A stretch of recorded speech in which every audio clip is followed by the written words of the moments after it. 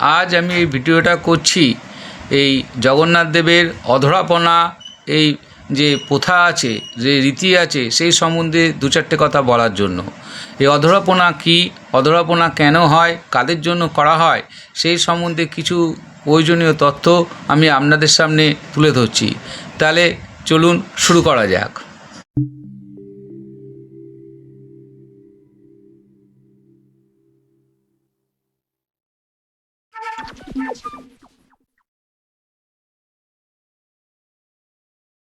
জয় জগন্নাথ, জয় জগন্নাথ। এবারের রথযাত্রার অধরাপানা অনুষ্ঠানটি আগামী 26শে জুলাই 2026 রোববার, যা পবিত্র আষাঢ় শুক্লার দ্বাদশী তিথিতে পালিত হবে। এই বিশেষ দিনে শ্রী মন্দিরের সামনে রথের ওপর মহাপ্রভুকে সুগন্ধযুক্ত মিষ্টি পানীয় নিবেদন করা হবে। আধার বা অধরা অর্থ ঠোঁট, অর্থাৎ দেবতার ঠোঁট পর্যন্ত স্পর্শ করা পানীয়।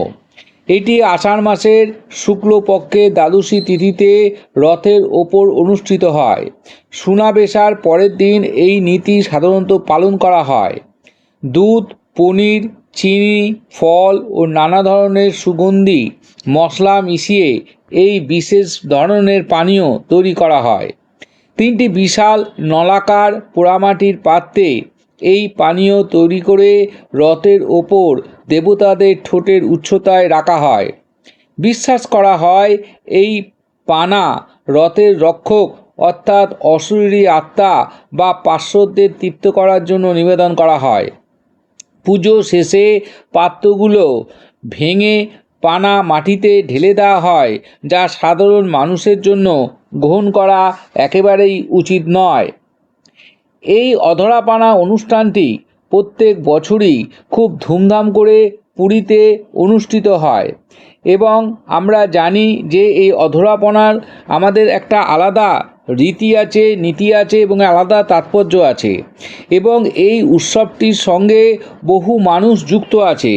লক্ষ লক্ষ মানুষ যারা রথে আসেন, তারা একেবারে এই অধরাপানা নীলাদ্রি বেজে সমস্ত অনুষ্ঠানটি দেখে তারপরেই তারা তাদের কর্মস্থলে ফিরে যান। কারণ এই তথ্যটি জানা খুবই দরকার যে এই অধরাপানা কিভাবে তৈরি করা হয়, কাদের জন্য তৈরি করা হয়।